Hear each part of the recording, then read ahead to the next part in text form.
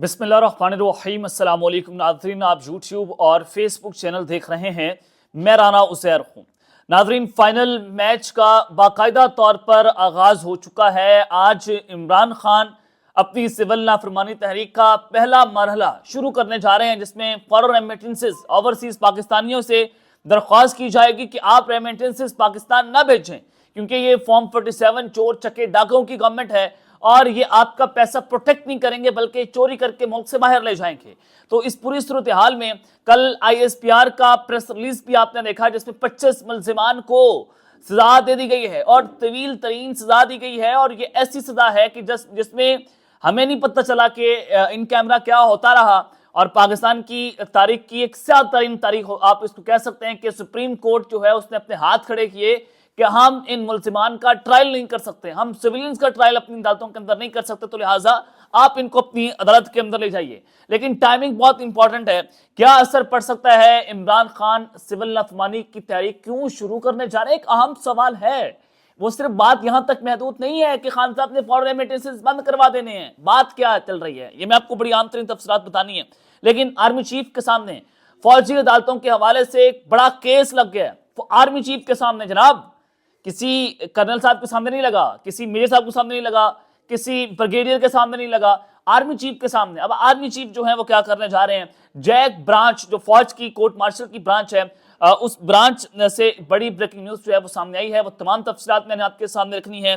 और फिर इमरान खान के साथ भी राब्ते जनाब तेज कर दिए गए हैं। वज़ीर आज़म हाउस से भी एक बड़ी खबर है, वहां पर बड़ी हलचल है, वो भी मैंने आपके सामने तमाम खबरें रखनी है। लेकिन आगे बढ़ने से पहले आप सबसे दरख्वास्त के चैनल को जरूर सब्सक्राइब करें, बेल आइकन दबा दें, आने वाली तमाम तर अपडेट्स आपकी खिदमत में बर वक्त पेश होती रहें। नाज़रीन, सबसे पहले मैं आपको ये बताना चाहता हूं कि इमरान खान साहब जो हैं वो उन्होंने एंड मौके पर सिविल नाफरमानी की तहरीक का ऐलान क्यों किया, क्यों आगाज कर दिया है? आज से बाज़ाब्ता तौर पर सिविल नाफरमानी का पहला मरहला जो है वो शुरू हो जाएगा। बहुत सारे मरहले हैं, बहुत सारे फेजेस हैं कि बिजली के बिल अभी जमा नहीं करवाने, इंटरनेट सर्विसेज जो हैं उनके बिल हम जमा नहीं करवाएंगे, या फिर खान साहब कह देंगे कि जनाब मार्केट से आपने जरूरत की चीजें खरीदनी है, उसके बाद आप कुछ ना खरीदें, आप पेट्रोल पंप से ना जाएं। इससे बहुत कुछ हो सकता है, इससे बहुत सारी चीजें टैकल हो सकती हैं। सफारती हलकों में भी इमरान खान की राय को लेकर बहुत ही ज्यादा दबाव है। किचन के अंदर हीट तो पाई जा रही है, लेकिन इस्टेब्लिशमेंट चाहती है कि मुज़ाकरात हों।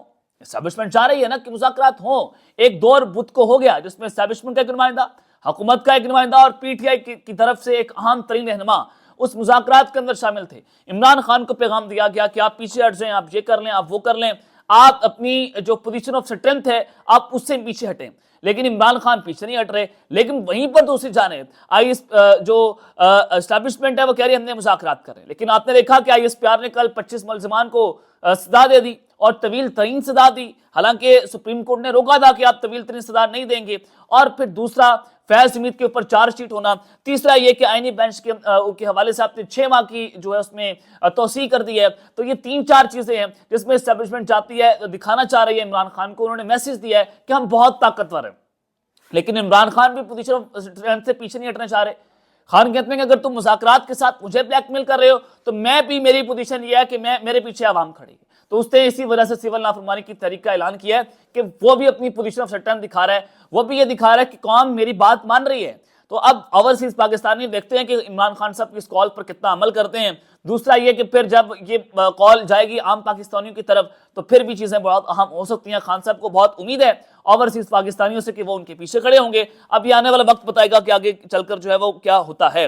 अब मैं आपको जो खबर देना चाहता हूं कि इमरान खान के साथ राब्ते जनाब तेज कर दिए गए हैं। वज़ीर आज़म हाउस से एक बड़ी आम खबर आई है, वो मैं आपके सामने रख देता हूं। देखें, वज़ीर आज़म शहबाज शरीफ ने तहरीक इंसाफ से मुज़ाकरात के लिए हुकूमती इत्तेहाद के मेंबरान पर मुश्तमिल कमेटी तश्कील दे दी है।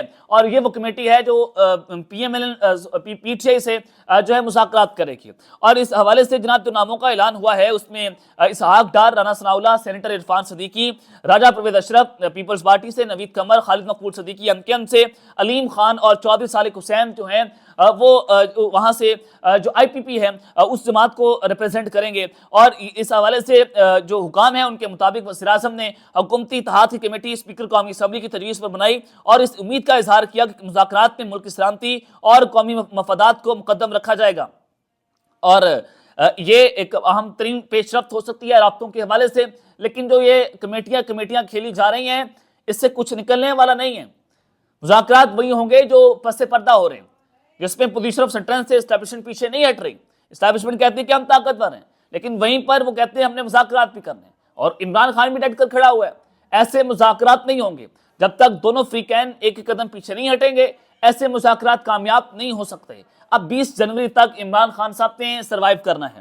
خان صاحب سمجھتے ہیں کہ ٹرمپ آئیں گے تو دباؤ مزید بڑھ جائے گا، جیسے رچرڈ گرنل کی ٹویٹس کے بعد ماحول گرم ہو گیا ہے، اور اسٹیبلشمنٹ اپنی پالیسی پھر جو ہے وہ ری شیپ کرے گی 20 جنوری کے بعد۔ تو چیزیں اس وقت بہت ہی زیادہ خطرناک ہوتی چلی جا رہی ہیں۔ عمران خان کے پاس وقت ابھی بہت زیادہ ہے، وقت کم ہے تو وہ اسٹیبلشمنٹ کے پاس وقت کم ہے کہ ان کو بہت جلدی بہت اہم فیصلے جناب لینے ہیں۔ تو اب میں آپ کو جو بتانا چاہتا ہوں کہ فوجی عدالتوں کے حوالے سے کہ آرمی چیف کے سامنے ایک بڑا اہم کیس لگ گیا۔ تو جناب آپ نے دیکھا کہ آئی ایس پی آر کی جانب سے جو پریس ریلیز آیا، جس میں سپریم کورٹ نے کہ آئینی بینچ نے ملٹری کورٹس کو یہ اختیار دیا کہ وہ ملزمان کا جو ٹرائل ہو چکا ہے ان کو سزائیں دیں، اور کم سے کم سزا دینے کا کہا، لیکن آپ نے دیکھا کہ 10 سال 8 سال 6 سال 14 سال قید مشقت جو ہے وہ فوجی عدالتوں کی طرف سے سنائی گئی۔ اب یہ جو سزائیں ہوئی ہیں اس کو ابھی ریویو کے اندر جانا ہے سپریم کورٹ کے پاس۔ ابھی سپریم کورٹ نے بھی دیکھنا ہے کہ جو یہ سزائیں ہوئی ہیں کیا یہ درست ہوئی ہیں، کیا یہ آئینی طور پر ہوئی ہیں یا غیر آئینی ہوئی ہیں۔ لیکن چونکہ آئینی بینچ تو ان کا اپنا ہے، تو آئینی بینچ وہی فیصلہ کرے گا جو بڑے کہیں گے۔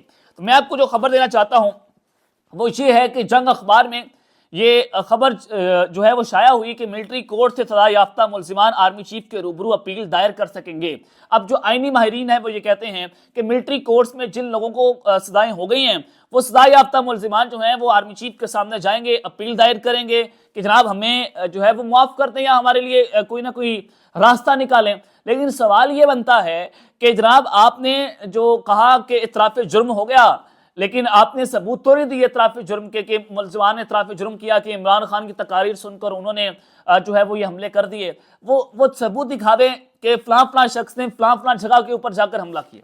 وہ ثبوت بہت اہم ہو سکتے ہیں اس پوری صورتحال کے اندر۔ تو میں آپ کو جب بتا رہا ہوں کہ سپریم کورٹ نے 2023 میں ملٹری کورٹ کو سویلین کیس کا فیصلہ سنانے کا حکم امتناعی نہ جاری کیا ہوتا تو ہفتے کو فیلڈ کورٹ مارشل کی طرف سے یہ سزائیں 9 مئی کے کیس میں بہت پہلے سنائی جا چکی ہوتی، اور پھر 24 نومبر کو دارالحکومت پر یہ الغار نہ ہوتی۔ یہ جنگ اخبار لکھ رہے ہیں کہ یہ سزائیں ہفتے کے روز 9 مئی کے 25 مجرموں کو مضبوط شہادت کی بنیاد پر سوچ پجار کے بعد سنائی گئی ہے۔ اب آپ جانتے ہیں کہ جیو نیوز جو ہے وہ رچرڈ گرنل کے خلاف بھی ساری معاملات کو دیکھ رہے ہیں، اور پھر ملٹری کورٹس کو جو ہے پروموٹ کرنا ہو تو جیو نیوز کا بڑا اہم ترین کردار ہے۔ تو وہ لکھتا ہے کہ جناب یہ اگر آپ یہ نہ کرتے سپریم کورٹ تو بہت پہلے ہم سزائیں دے دیتے، بہت پہلے یہ سارا کچھ ہو جاتا۔ پھر جناب یہ لکھتے ہیں کہ سزا یافتہ مجرمان اب آرمی چیف کے روبرو اپیل دائر کر سکتے ہیں، اگر سزائیں بحال رہتی ہیں تو پھر فوج کے جو سپریم کمانڈر ہیں یعنی کہ صدر پاکستان ہیں ان کے روبرو آئین کے آرٹیکل 45 کے تحت مجرم رحم کی اپیل دائر کر سکیں گے۔ اب یہاں پر تو سارے کے ساتھ ٹولہ جو بیٹھا ہے ابھی کا ہوا بگڑا ہوا ہے۔ صدر صاحب کے پاس جاتے ہیں، صدر صاحب کیا ان کے پاس اتنا اختیار ہے کہ وہ دستخط کر گئے کسی کو رحم کی اپیل پر معاف کر دیں؟ آپ مانتے ہیں یہ اختیار ان کے پاس ہوگا، لیکن کیس لگ جائے گا آرمی چیف کے سامنے، اپیلیں دائر ہوں گی، پھر وہ فیصلہ کر لیں گے کہ کیا ان کو چھوڑنا چاہیے یا پھر ان کو جیل میں اسی طرح سے رکھنا چاہیے۔ اب جیو نیوز لکھتا ہے کہ جی ایچ ٹو کی جیک برانچ کے قریبی ذرائع اور سویلین کورٹس کے وکلاء نے اپنا نام سیاہ راست میں رکھنے کی شرط پر بتایا۔ اب جیک برانچ جو ہوتی ہے وہ فوج کے اندر کورٹ مارشل کی کارروائی کو دیکھتی ہے، تو ان کے جو قریبی ذرائع ہیں اور سویلین کورٹس کے اندر جو وکیل تھے انہوں نے کہا کہ ہمارا نام نہ بتائیے گا، تو اس شرط پر انہوں نے بتایا کہ سپریم کورٹ بھی ملٹری کورٹ کی جانب سے دی گئی سزاؤں کو ریویو کرے گی، اس کے بعد پھر فیصلہ ہوگا۔